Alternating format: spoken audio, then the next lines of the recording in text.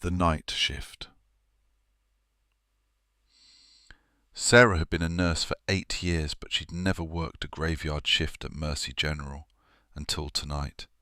Budget cuts meant fewer staff, and someone had to cover the critical care wing from midnight to 8 a.m. The hospital felt different at night. The fluorescent lights hummed louder in the empty corridors. Her footsteps echoed against the polished floors as she made her rounds, checking on the handful of patients in our section. Room 314 was supposed to be empty. The patient had been discharged that afternoon, according to the records. But as Sarah walked past, she heard something that made her freeze. Breathing, slow, laboured breathing, coming from inside. She checked her tablet again, definitely marked as vacant. Maybe the cleaning crew had left a radio on, or there was an issue with the ventilation system. These old hospitals made all kinds of sounds. Sarah knocked gently and pushed open the door. The room was dark except for the glow of monitors that should have been turned off. In the bed lay an elderly man she didn't recognize, his chest rising and falling in that distinctive pattern she knew too well, the pattern of someone barely hanging on. "Sir," she whispered, approaching the bed. "Are you all right?" His eyes opened. They were completely white, clouded over with cataracts so severe she wondered how he could see anything at all. But somehow those milky eyes seemed to focus directly on her face. "You're new," he said in a voice like rustling paper. "The night shift. It's different here." Sarah's training kicked in. She reached for her tablet to check if there had been a mix-up with the room assignments, but the man's hand shot out with surprising speed and gripped her wrist. His skin was ice cold. "They don't tell you about the night shift," he continued, "about what happens to the ones who don't make it to morning. Sir, I need to check your information. What's your name?" He smiled, revealing teeth that looked far too sharp in the dim light. "I've been in this room for 3 days. Same bed, same machines. But according to your records, I was never here." Sarah tried to pull away, but his grip was impossibly strong for someone who looked so frail.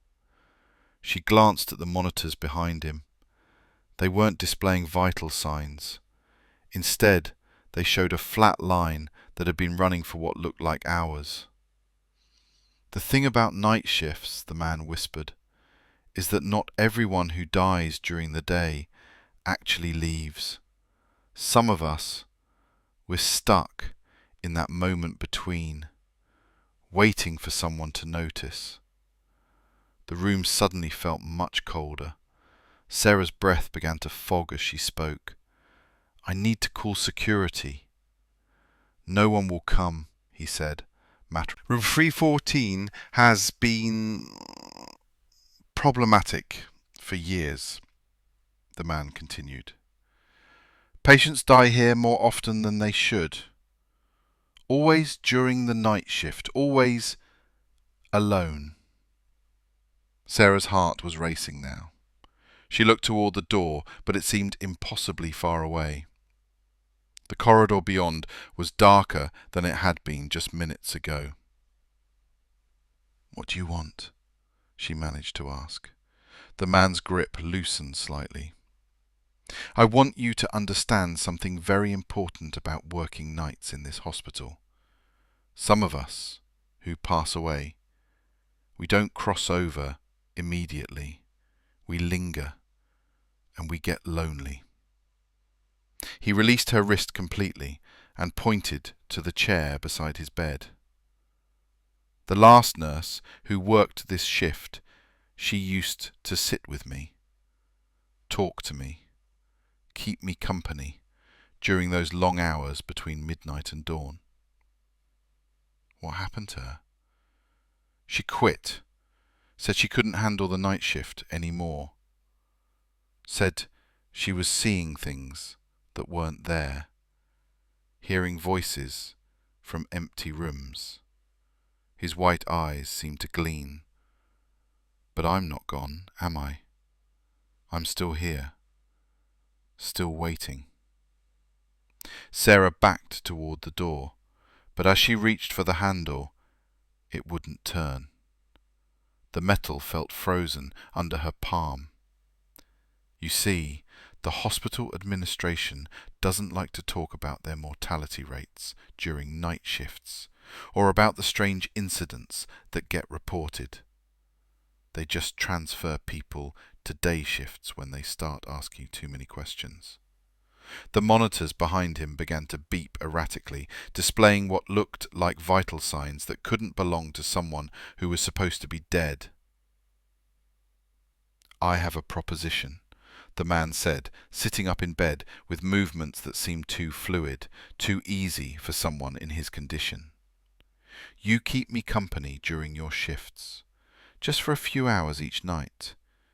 In exchange, I'll make sure your other patients, well, let's just say they'll have better outcomes than they might otherwise." Sarah's mind was reeling. This had to be some kind of breakdown. The stress of the new shift, the isolation, her imagination running wild, but the cold in the room was real.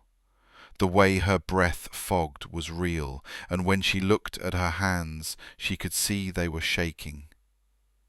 "Think about it," the man said, lying back down. "A nurse's job is to care for patients, isn't it? Even the ones who fall through the cracks in the system."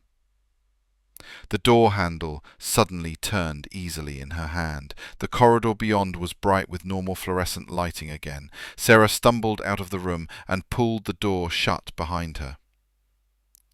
She stood there for several minutes. She heard that paper-thin voice drifting down the hallway. "I'll be waiting, Sarah. Room 314. Every night until morning."